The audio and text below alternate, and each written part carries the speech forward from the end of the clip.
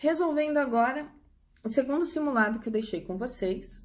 E aí, esse primeiro exercício, eu queria fazer um comentário com vocês, que eu vi várias resoluções onde vocês fizeram a decomposição da força normal no bloquinho A.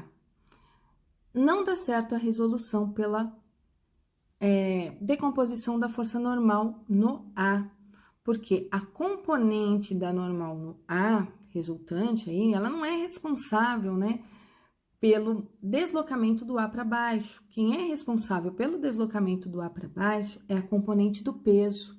É o peso que vai deslocar os objetos, fazendo com que eles vão para o centro aí da Terra, na direção do centro da Terra.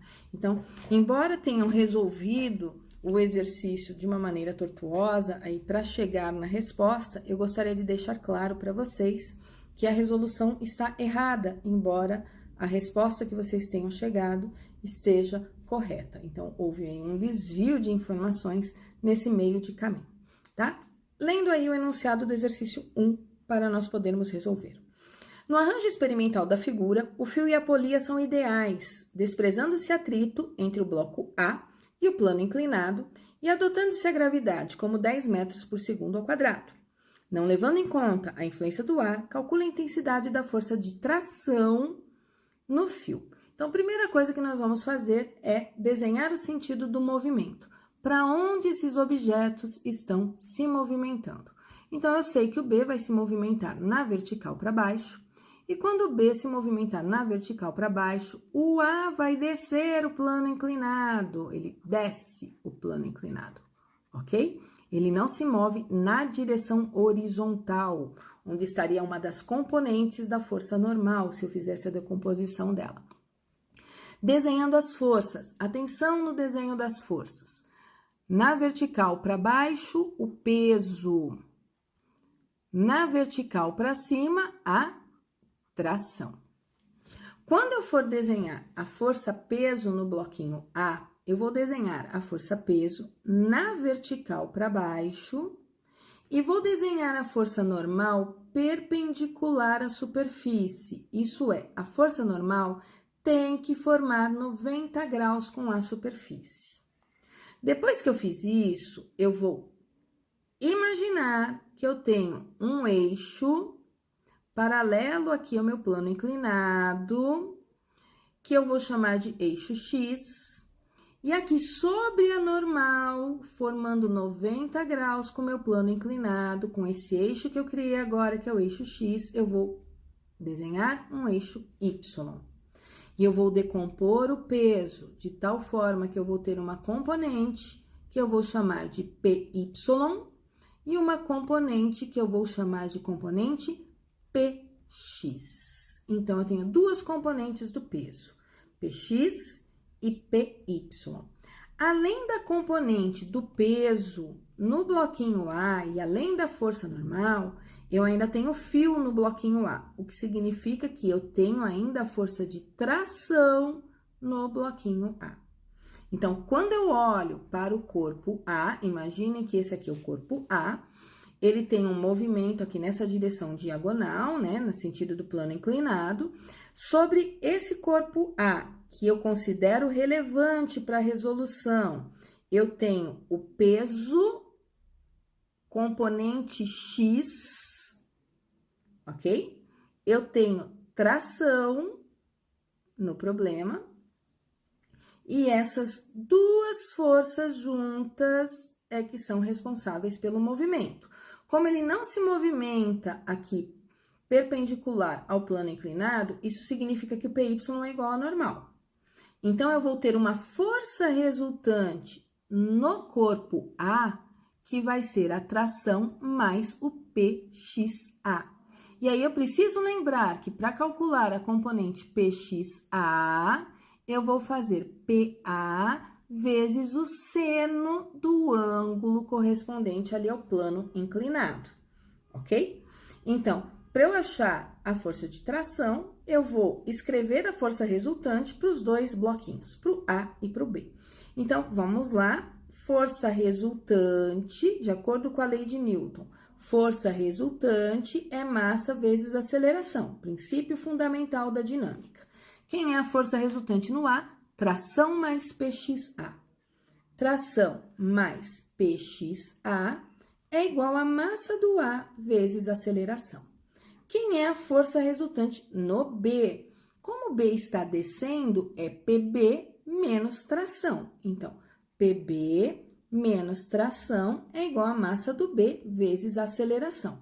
Um sisteminha matemático de duas equações, porque eu tenho dois bloquinhos no meu problema. E eu vou resolver somando. Antes da igualdade, eu tenho um T positivo e eu tenho um T negativo, módulos iguais, ok? E eu cancelo. Sobrou para mim, então, o peso do B mais a componente PXA, isso é igual a soma das massas vezes a aceleração. Se eu tenho o valor das massas, que está aqui, ó, na minha figura, eu sei a aceleração da gravidade, que está no enunciado ali do meu exercício, eu consigo, com isso, descobrir a aceleração para depois poder descobrir quanto vale a tração. Então, vamos lá. Peso do A. Para saber o peso do A, eu vou pegar a massa do A, que é 6 kg, multiplicar pela aceleração da gravidade, que é 10, e eu vou ter 60. Peso do B, perdão, aqui é o peso do B, me desculpem. Peso do B é a massa do B, que é 4, vezes a aceleração da gravidade, isso aqui vai dar 40. PXA. PXA é o peso do A vezes o seno de 30, ok? O peso do A é 6, vezes a gravidade, que é 10, vai dar 60, vezes o seno de 30, que é meio, né? Então, fica 60 vezes meio, isso é igual, soma das massas, 6 com 4, aqui em cima, ó, 6 com 4, isso vai dar 10, com isso eu descubro a aceleração do conjunto. 40 mais 30 é igual a 10 vezes A. 70 é igual a 10 vezes A, portanto, a aceleração desse conjunto é 7 metros por segundo ao quadrado. Tá, mas a pergunta é a tração. Então, eu volto em qualquer uma das duas equações para achar a tração. Se eu voltar na segunda, eu sei que peso do B menos tração é igual a massa do B vezes a aceleração. A massa do B é 4, então o peso do B é 40. A tração é o que eu quero. A massa do B é 4, a aceleração é 7. 40, 7 vezes 4, 28. Era positivo, passou para o outro lado negativo. Essa tração que é negativa, passou para o outro lado positiva. Eu vou ter, então, 40 menos o 28, que é igual à pergunta do meu problema, que é a força de tração. E 40 menos 28 vai dar 12. E eu não posso esquecer de colocar a unidade de medida, que é newtons, ok? E aí, com isso, eu resolvi aqui o primeiro exercício desse simulado proposto. Vamos para o exercício de número 2.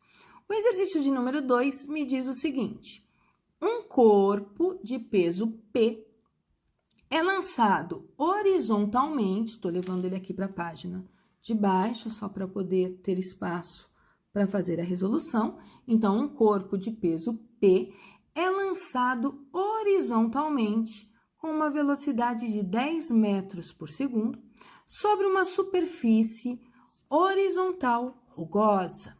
O coeficiente de atrito, de escorregamento entre o corpo e a superfície é 1,20. Supondo G igual a 10, determine a distância que o corpo percorre até que sua velocidade se reduza um valor 0,7 da sua velocidade inicial. Então, eu vou imaginar que eu tenho uma superfície irregular. Nessa superfície irregular, eu joguei um corpo. Se eu joguei, eu não estou mais com ele em minhas mãos. Ao jogar esse corpo, ele vai se deslocando aqui para a direita, que eu estou imaginando que eu joguei ele da esquerda para a direita. Sobre esse corpo, eu tenho o peso dele para baixo, eu tenho a normal para cima, eu não estou empurrando, eu joguei. o piso vai aplicar sobre ele uma força de atrito no sentido oposto ao do movimento, ok? E é esse atrito que é responsável aí por ele parar. Que informações que eu tenho? Eu tenho que ele foi lançado com uma velocidade de 10 metros por segundo, então eu sei a velocidade inicial. A superfície é irregular, cujo coeficiente de atrito cinético que ele me deu é 1/20. Ele me deu a aceleração da gravidade, 10 metros por segundo ao quadrado. Ele quer saber a distância. A distância eu vou representar pelo símbolo ΔS, mas ele quer a distância até que o corpo reduza a velocidade para 0,7 da velocidade inicial. Isso é, a velocidade final é 0,7 da velocidade inicial, que é o meu 10. E 0,7 vezes 10 vai dar 7. Então, veja, é um problema que não tem tempo. Tem velocidade inicial, distância, velocidade final, mas eu preciso saber a aceleração de retardamento desse movimento. E aí, se eu souber a aceleração de retardamento, eu vou usar a expressão de Torricelli para descobrir qual é a distância. Então, eu começo o problema por força resultante igual a massa vezes aceleração. Como o movimento é na horizontal, a única força que tem na horizontal é o atrito, e ele é oposto ao movimento, eu vou escrever menos φ, o sinalzinho de menos é porque é oposto ao movimento, menos φ é igual a massa vezes aceleração. Vou lembrar da expressão do atrito.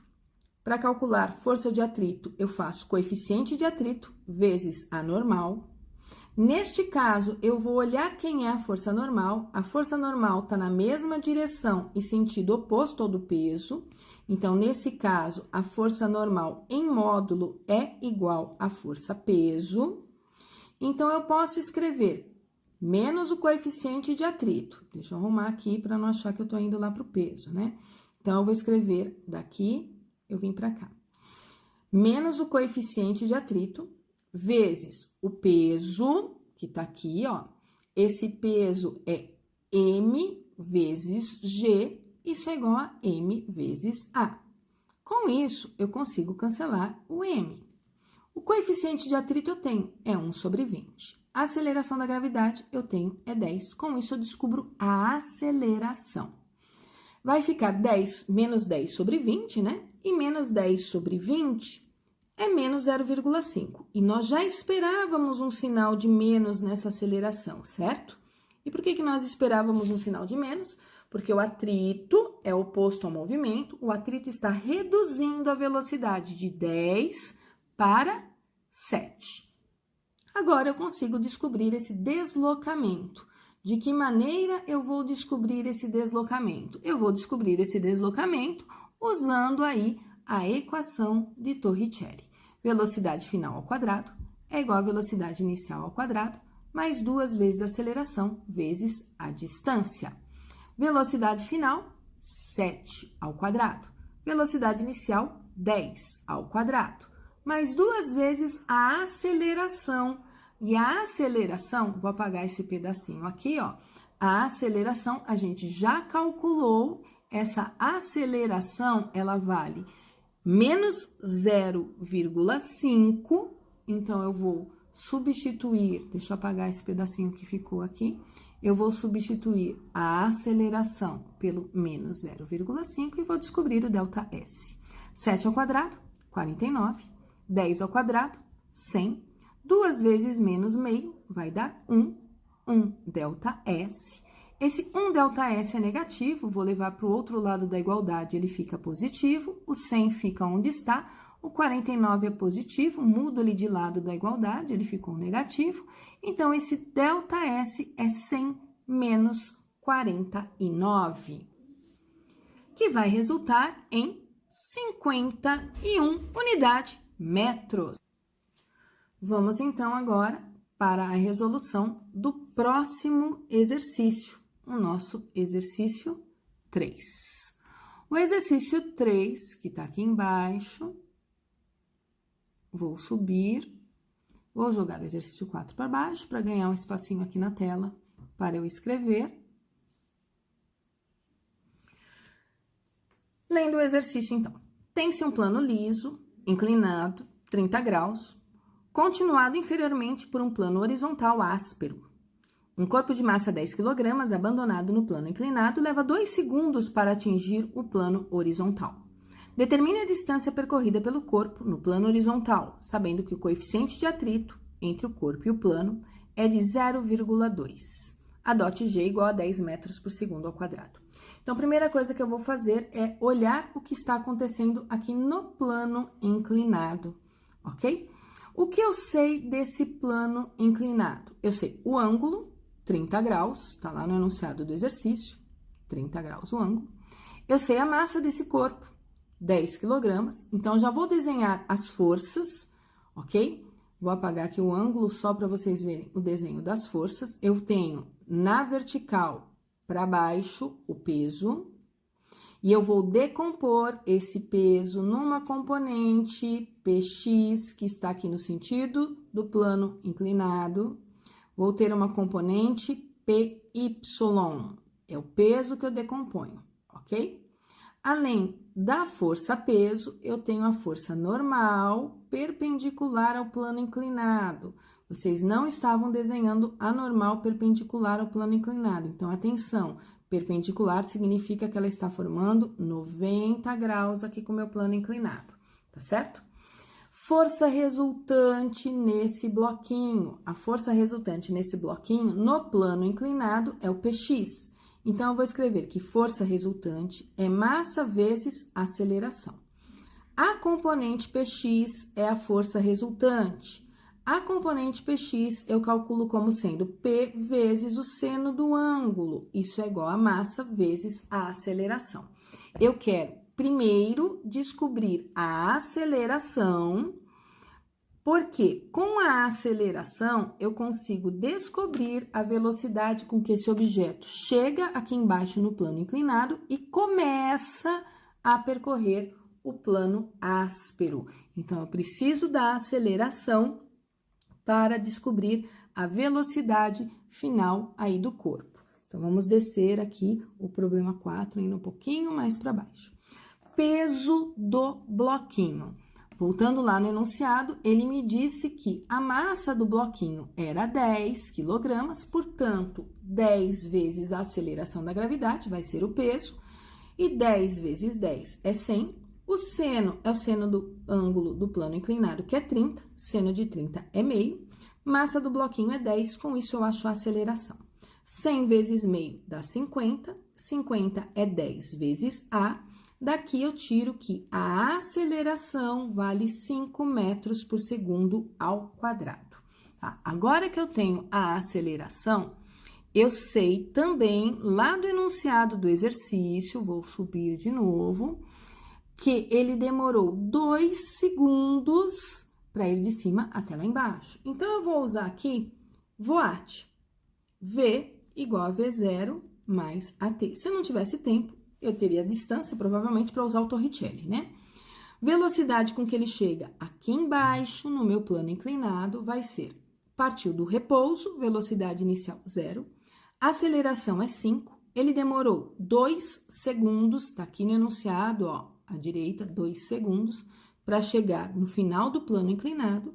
Ele chega ao final do plano inclinado com uma velocidade de 10 metros por segundo.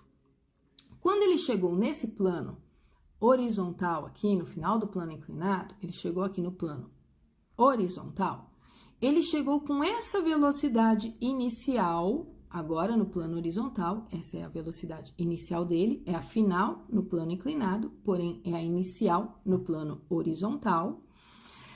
O que acontece quando ele chega com essa velocidade aí? Ele tem o peso na vertical para baixo, ele tem a normal na vertical para cima e ele tem o atrito no sentido oposto ao movimento. Então, ele chegou aqui, nessa posição do plano inclinado, que eu acabei de desenhar, Ele chegou escorregando, então a única força que vai estar atuando sobre ele quando ele chega no plano horizontal vai ser o atrito, não tem ninguém empurrando. Agora, eu sei que o coeficiente de atrito é de 0,2.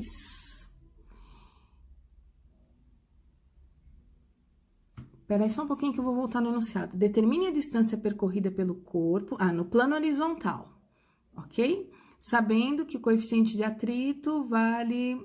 ele vai parar, né? Então, eu já vou considerar aqui a distância até ele parar. Ele não deixou bem claro isso, mas eu quero aí a distância percorrida até ele parar. Por isso que eu voltei ali na leitura do enunciado um pouquinho para ver o que o problema queria. Se eu tenho o coeficiente de atrito, eu consigo descobrir a aceleração de retardamento dele. E aí, com velocidade inicial, velocidade final, a aceleração de retardamento dele, eu consigo, usando o Torricelli, descobrir a distância que ele percorreu, tá? Então, de novo, eu vou usar força resultante igual a massa vezes aceleração, princípio fundamental da dinâmica. Essa força resultante é o atrito, com um sinalzinho de menos, porque está no sentido oposto ao movimento. Para calcular o atrito, aqui é coeficiente de atrito vezes normal. Lembrando que nessa situação, a normal e o peso são iguais. Então, em módulo, tem o mesmo valor. E para calcular o peso, eu faço M vezes G. Tenho M de um lado, M do outro. Eu cancelo esses dois M's. E com isso, eu consigo descobrir que aceleração ele vai ter no plano horizontal. Então, coeficiente de atrito, 0,2. Gravidade, 10. A aceleração, então, vai ser de menos 2. Uma aceleração negativa, já era esperado. Por que que já era esperado? Porque o atrito está atuando sobre ele, reduzindo a velocidade até ele parar. Mas o problema quer a distância que ele percorreu, tá? Eu vou pôr aqui do lado esquerdo, eu vou pôr em verde, aqui embaixo do coeficiente de atrito, eu vou usar agora Torricelli. V quadrado igual a V0 ao quadrado, mais 2A delta S. Como ele parou, velocidade final é 0. Velocidade inicial, aqui no plano horizontal, é 10. A aceleração, menos 2. Com isso, eu descubro a distância. 0 ao quadrado é 0, 10 ao quadrado é 100, mais com menos dá menos, 2 vezes 2, 4, 4 delta S, que é negativo, levei para o outro lado positivo, vai ficar 100 dividido por 4, que vai dar 25 metros. Então, ele percorre 25 metros até parar. Vamos para o próximo exercício. Pessoal, se em algum momento eu me referi ao plano horizontal como plano inclinado, me perdoem, tá? Vamos ao próximo problema, que é o problema de número 4. O problema de número 4 diz o seguinte: um veículo desloca-se com velocidade de 10 metros por segundo em uma curva circular de raio 100 metros. Determine o valor da tangente de inclinação do plano da pista com a horizontal para que o veículo possa efetuar a curva independente da força de atrito. Então, a primeira coisa que eu vou imaginar é que isso aqui é plano, tá? Tem um raio de curvatura, que é aqui o tal dos 100 metros. Tem um veículo aqui. Como isso aqui é um plano horizontal, eu tenho peso para baixo, normal para cima. Para que o veículo faça a curva, tem que ter uma força voltada para o centro. E essa força voltada para o centro, nesse caso, é o atrito. E o atrito, portanto, seria a resultante centrípeta nessa situação. Então, é algo que se movimenta aqui sobre um plano horizontal, tá? Nessa situação, eu vou inclinar o meu plano, que tá aqui, eu vou incliná-lo. Quando eu inclinar esse plano vai formar um certo ângulo, então, tô inclinando aqui a superfície, aqui tá o meu veículo, ok? ok? Aqui tá o meu ângulo de inclinação. Forças atuando sobre ele. Peso na vertical para baixo. A normal perpendicular à superfície. E nessa situação, como eu quero que ele faça a curva nessa posição aqui, nessa altura, eu vou imaginar que aqui está o centro, né, da minha circunferência. Em relação ao meu objeto, isto aqui é o meu raio, tá? Tô desenhando ali em cima, o raio da minha circunferência. E aí, eu tô inclinando. De tal forma que, quando eu somar o peso com a normal, a soma do peso com a normal, então, paralelo ao peso, paralelo à normal, eu vou ter uma força resultante, que tá aqui, ó, apontando para o centro. Aqui está o centro da minha circunferência. Eu inclinei a pista. Uma pista que estava aqui na horizontal, eu inclinei ela, mantendo aqui, ó, a distância de 100 metros, ok? Se eu olhar para essa minha figura, eu posso deslocar o meu vetor peso, que está aqui, ó. Vou deslocar o meu vetor peso para cá. Então, eu vou ter o peso aqui para baixo. Eu vou ter a normal perpendicular à minha superfície, ok? Lembrando que a força normal é sempre perpendicular à superfície. E aqui eu vou ter a minha força resultante. Meu desenho não vai ficar muito bonito, né? Afinal, não tô usando régua nem nada, é só um esboçozinho. Força resultante centrípeta, normal e peso. Ele quer saber o ângulo de inclinação da pista. Ele quer saber esse θ aqui. E esse θ aparece na minha figura, tá? Onde está esse θ na minha figura das forças? Então, vamos prestar bastante atenção agora. Vou aumentar aqui a minha imagem, tá? Só para vocês verem. Eu tenho aqui, ó, um triângulo, esse triângulo aqui, ó, com o peso e o plano inclinado. Vou desenhar ele aqui embaixo, tá? O meu triângulo, aqui tá o plano inclinado, aqui tá o peso.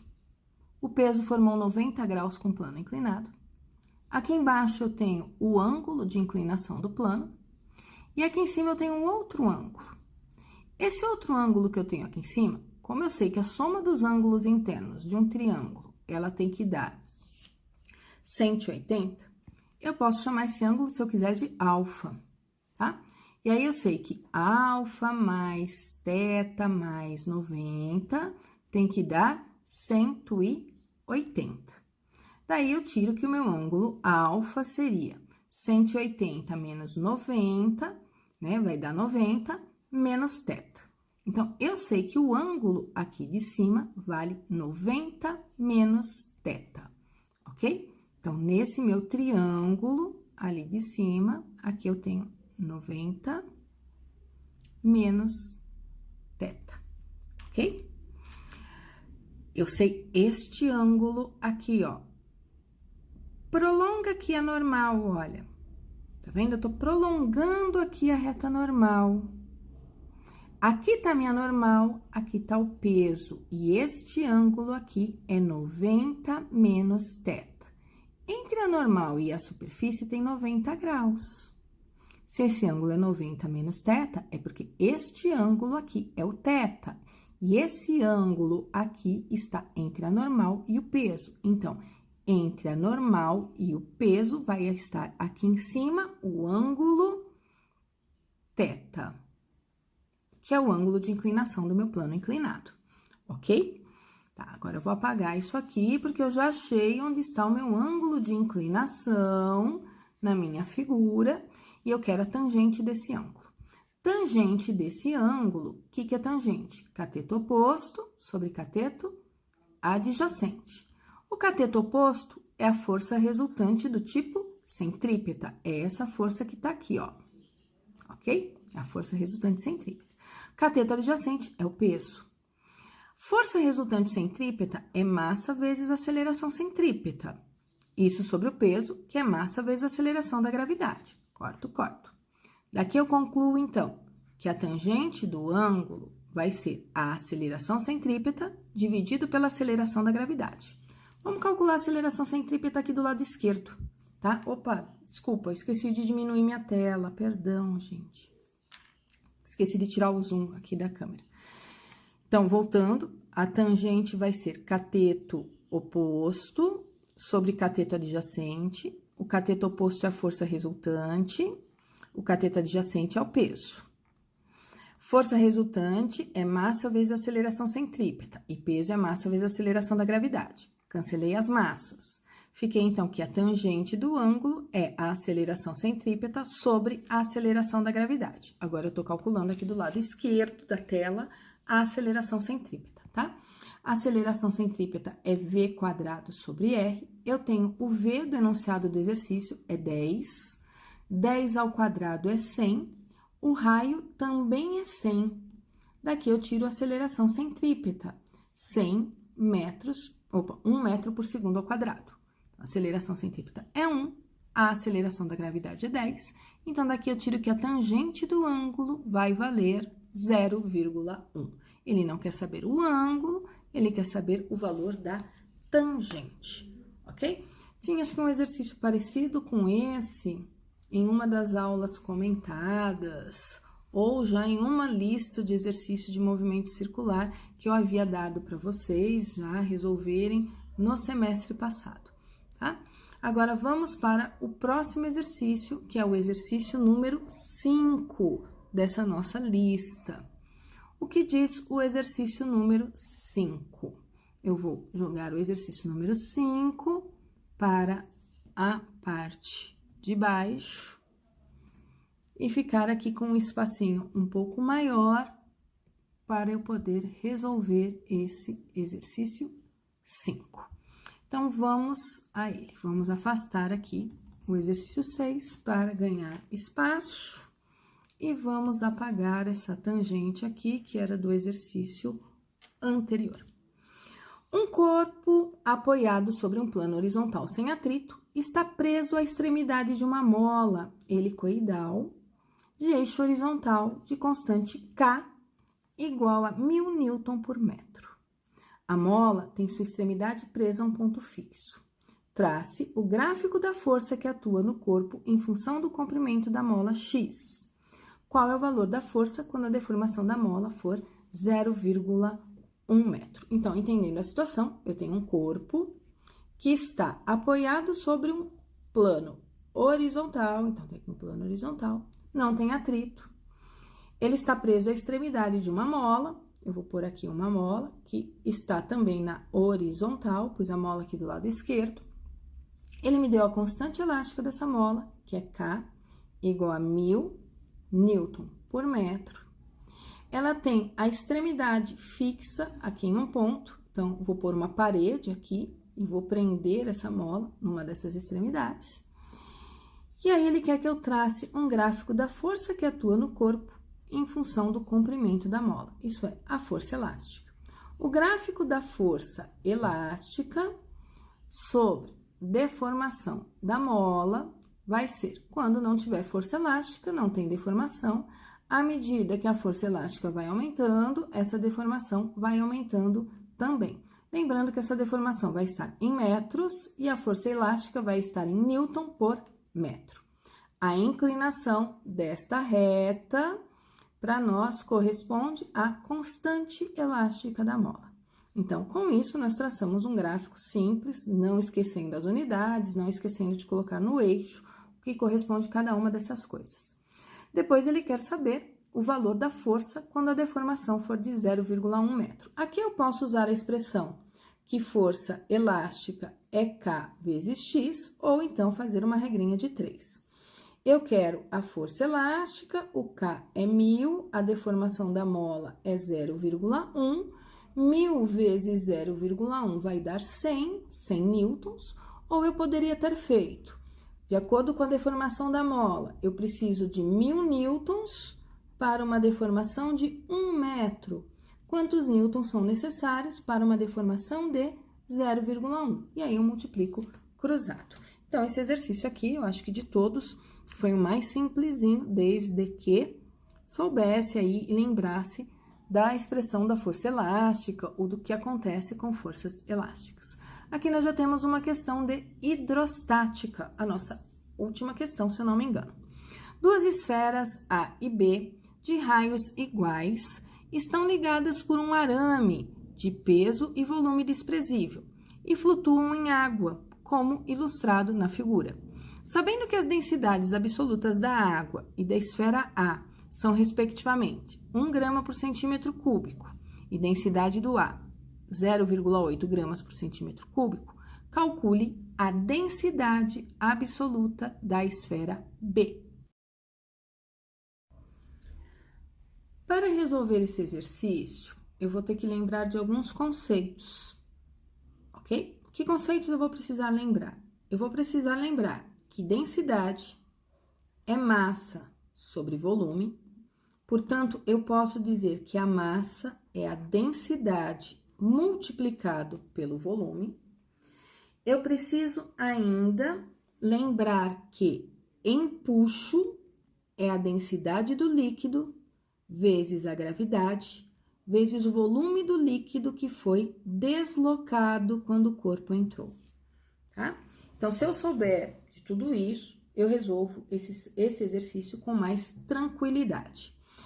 Eu ainda vou analisar, para resolver esse exercício, as forças que estão atuando nesses dois corpos que são esféricos. Então, eu tenho uma esfera A, eu tenho uma esfera B, e eu sei que essas duas esferas têm mesmo raio.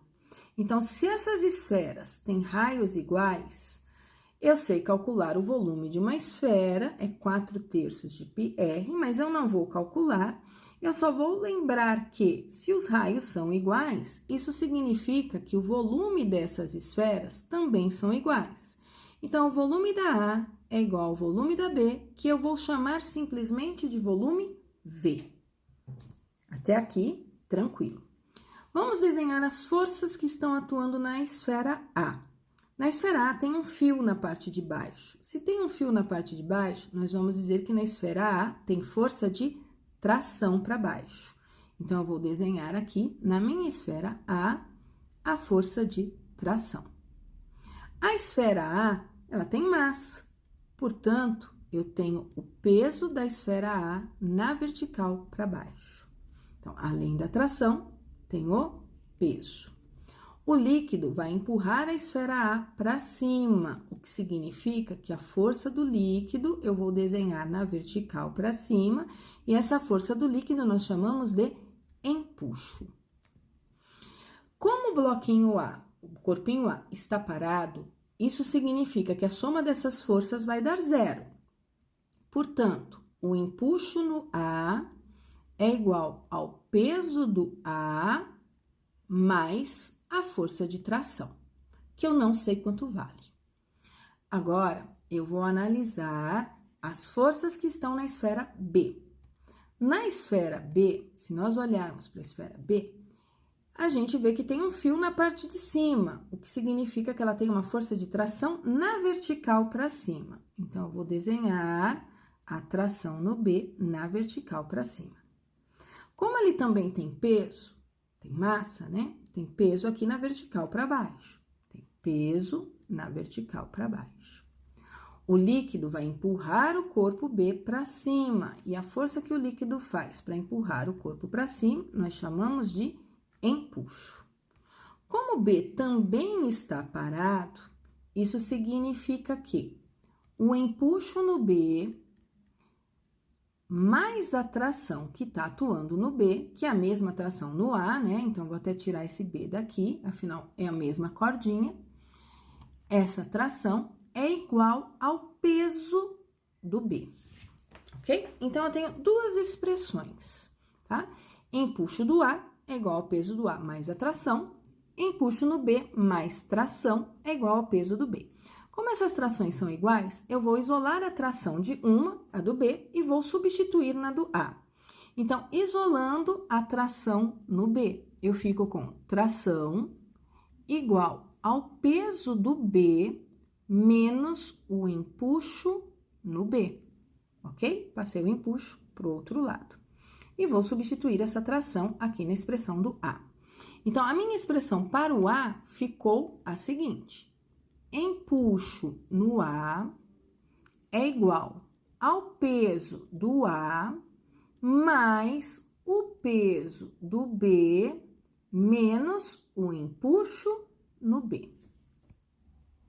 Vou pegar esse empuxo do B, que é negativo, vou levar ele para o outro lado, ele vai ficar positivo.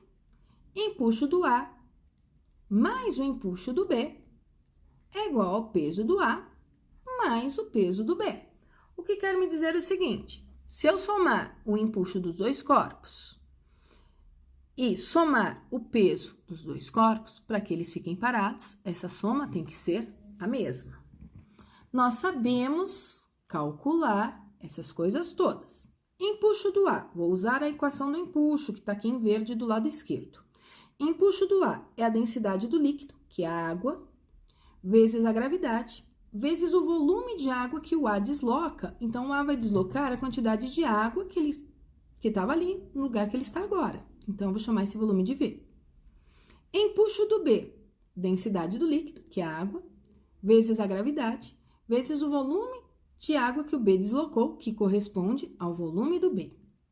Peso do A é a massa do A, vezes a aceleração da gravidade. Peso do B é a massa do B, vezes a aceleração da gravidade. Vejam, eu tenho a aceleração da gravidade em todos os termos. Se eu tenho a aceleração da gravidade em todos os termos, eu vou cancelar essa aceleração da gravidade. Ok? O que mais eu vou fazer? Eu vou trocar essa massa por uma outra expressão e vou trocar esta massa também por uma outra expressão. Que expressão que eu vou trocar? Eu sei que massa é densidade vezes volume. Então, trocando o valor ali das massas na expressão da densidade. Vou ficar com a seguinte escrita agora, ó. Deixa eu mudar só o tamanho da ponta para não ficar muito grosso. Densidade da água vezes volume V mais densidade da água vezes volume V. Aqui eu já vou trocar por duas vezes, ok? dV mais dV vai me dar 2dV.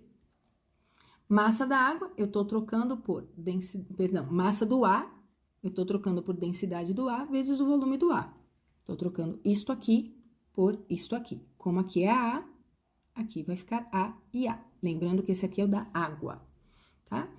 Troquei a massa do A pela densidade do A, volume do A. Mas, agora eu vou trocar a massa do B pela densidade do B, volume do B.